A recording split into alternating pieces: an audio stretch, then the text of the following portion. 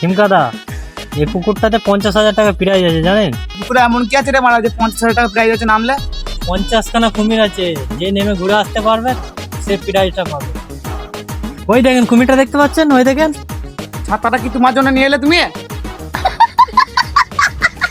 ছাতাটাকে নিয়ে কি আমি পন্দে গুঁজবো? ছাতাটা তুমি ধরো, তোমাকে কি জন্য এনেছি আমি এখানে? স্যার ভুল হয়ে গেছে।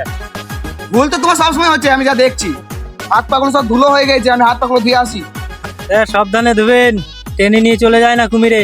তো কুমির আমি কত দেখে নিয়েছি আমাদের গ্রামে, এইসব কুমির নাকি এগুলো? কুমিরের বাচ্চা।